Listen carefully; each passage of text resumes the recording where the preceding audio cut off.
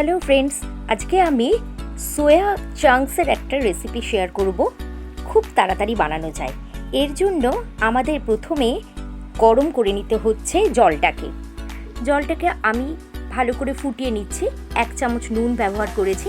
যখন জলটা পুরোপুরি ফুটে আসছে, তারপর আমি সোয়া চাংসগুলোকে এর মধ্যে দিয়ে দেবো। মোটামুটি 10 টাকা দামের 2টো প্যাকেটকে আমি এই জলের মধ্যে দিয়ে 10 মিনিটের জন্য ভিজিয়ে রাখছি। গ্যাসের ফ্লেমটা এই সময় একদম অফ করে দিয়ে একটা ঢাকা চাপা দিয়ে 10 মিনিটের জন্য এই সোয়া চাংসগুলোকে ভিজতে দিয়েছি। তারপর একটা কড়াইতে পরিমাণ মতন সর্ষের তেল নিয়েছি। সর্ষের তেলটা যখন গরম হয়ে আসছে, তখন আমি এখানে আলুগুলোকে ভেজে নিচ্ছি। দুমোকটে কেটে রাখা আলুগুলোকে আমি প্রথমে ধুয়ে নিয়েছি, তারপর কড়াইতে ভালো করে ভেজে নিচ্ছি। এখানে আমি কোনো গরম মশলার ফোড়ন ব্যবহার করিনি। আপনারা যদি চান তাহলে তেজপাতা আর গোটা দারচিনি, ছোটো এলাচ আর লবঙ্গের ফোড়ন হিসাবে দিতে পারেন।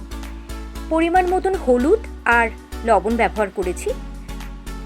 তারপর আলুটাকে ভালো করে ডিপ ফ্রাই করে নিচ্ছি। এখানে আপনারা চাইলে আলুটাকে আগেও বয়েল করে নিতে পারেন, তারপরেও ঝাঁকা তেলে ভালো করে ভেজে নিতে পারেন। আমি এখানে তেলে ভালো করে ঢাকা চাপা দিয়ে আলুগুলোকে ভেজে নেওয়ার পর তুলে নিচ্ছি। তেল ঝরিয়ে তুলে নিচ্ছি আলুগুলোকে। তারপর ওই তেলের মধ্যেই আমি মশলাটাকে কষিয়ে নেব। যথাসম্ভব তেলের ব্যবহারটা কম করার চেষ্টা করেছি। আপনারা চাইলে একটু বেশি তেল দিতে পারেন। এর মধ্যে আমি এখানে কুচনো পেঁয়াজ ব্যবহার করেছি। মিডিয়াম সাইজের 2টো কুচনো পেঁয়াজ নিয়েছি। 2টো কুচনো পেঁয়াজকে ভালো করে লাল লাল করে ভেজে নিচ্ছি। তারপর এর মধ্যে 1 চামচ আদা বাটা আর 1 চামচ রসুন বাটা এখানে অ্যাড করছি। আবার এটাকে ভালোভাবে কষিয়ে নিচ্ছি যতক্ষণ না কাঁচা গন্ধটা চলে যায়। তারপর এখানে একে একে অন্যান্য মশলা মেশাচ্ছি। যেমন একটা মাঝারি সাইজের টমেটোকে আমি মিক্সিতে পেস্ট করে নিয়েছি। আপনারা চাইলে এখানে টমেটোর কুচিও ব্যবহার করতে পারেন। টমেটো পেস্টটা দিয়ে আবার ভালো করে কষিয়ে নিচ্ছি। টমেটো বাটাটা দিলে খুব সুন্দর একটা টেস্ট আসে। অবশ্যই চেষ্টা করবেন এটা দেওয়ার। যতক্ষণ না পর্যন্ত কাঁচা ভাবটা টমেটোর চলে যাচ্ছে, একটু কষিয়ে নিচ্ছি।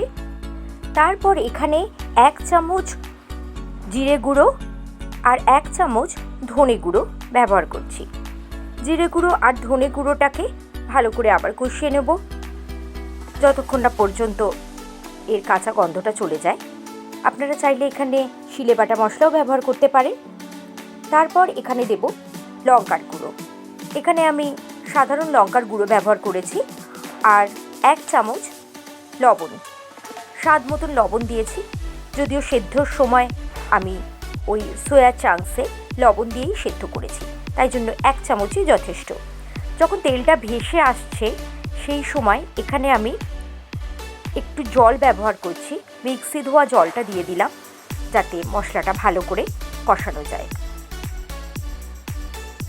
এই পর্যায়ে যখন কষাতে কষাতে তেলটা ভালো করে ছেড়ে আসছে, ঠিক সেই মুহূর্তেই আমি এর মধ্যে টক দই অ্যাড করব, যেটা রুম টেম্পারেচারে রাখা ছিল এবং ভালো করে ফেটানো। এখানে 1/2 কাপ মতন টক দই ভালো করে বিট করে নিয়ে তারপর এখানে অ্যাড করেছি। ভালো করে কষিয়ে নিচ্ছি আবার। আপনারা চাইলে কিন্তু কাশ্মীরি লঙ্কার গুঁড়ো ব্যবহার করতে পারেন যদি বেশি কালার চান। আমি এখানে নর্মাল লঙ্কার গুঁড়োই ব্যবহার করেছি।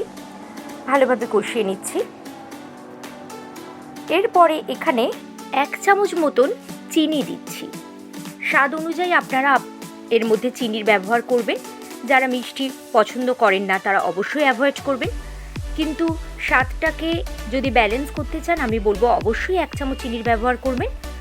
আর তারপর ভালোভাবে কষিয়ে নেবেন। চিনিটা দিয়ে কষানোর ফলে একটা গ্রেভির মধ্যে আলাদা টেক্সচার আসছে। তারপরে আমি সেদ্ধ করা সোয়া চাংসগুলোকে এর মধ্যে অ্যাড করে দিচ্ছি যাতে মশলার সাথে ভালোভাবে কোট হয়ে যায়। সেই জন্য এই সময় সোয়া চাংসগুলোকে দিয়ে ভালো করে নাড়িয়ে নিচ্ছি। মিডিয়াম টু লোতে রেখে সোয়া চাংসগুলোকে ভালো করে কষিয়ে নিচ্ছি। আর তারপরে আমি এখানে পরিমাণ মতন জল দেব। যেহেতু সোয়া চাংসগুলো আগে থেকেই বয়েলড, সেই জন্য বেশি জলের ব্যবহার এখানে হচ্ছে না। হাফ কাপ মতন জল দিয়েছি। আপনারা যদি চান তাহলে আপনারা আরও একটু জল ব্যবহার করতে পারেন। যেহেতু এটা গা মাখা তরকারি, সেহেতু গ্রেভির কনসিস্টেন্সি অনুযায়ী আমি এখানে হাফ কাপ জলের ব্যবহার করেছি। তারপর ভেজে রাখা আলুগুলোকে এর মধ্যে অ্যাড করে দিচ্ছি। এই সময় ভেজে রাখা আলুগুলোকে দেওয়ার একটাই কারণ, যদিও একটু কাঁচা ভাব আর কি থাকে, তাহলে সেটা পুরোপুরি সেদ্ধ হয়ে যাবে। সেই জন্য এই সময় আলুটাকে অ্যাড করে দিলাম। আবার ভালো করে মশলার সাথে কষিয়ে নিচ্ছি। আর অবশেষে একটা ইনগ্রিডিয়েন্টস বাকি আছে, সেটা হলো গরম মশলার গুঁড়ো। প্রথমেই আমি বলেছিলাম আমি এখানে গোটা গরম মশলা ফোড়ন হিসাবে ব্যবহার করিনি, যেহেতু শেষের দিকে আমি এখানে হোমমেড গরম মশলার ব্যবহার করেছি। আপনারা মার্কেটের কেনা গরম মশলার ব্যবহারটাই করবেন, তবে এক্ষেত্রে শাহি গরম মশলার ব্যবহারটা করবেন না। গরম মশলা দেওয়ার পর 2 মিনিট ঢাকা চাপা দিয়ে এটা সার্ভের জন্য একদম রেডি। আপনারা দেখতেই পেলেন কত সহজে ঝটপট এই রেসিপিটা রেডি হয়ে গেল। অনেক ধন্যবাদ। আবার দেখা হবে অন্য কোনো রান্নায়, অন্য কোনো দিনে। নমস্কার।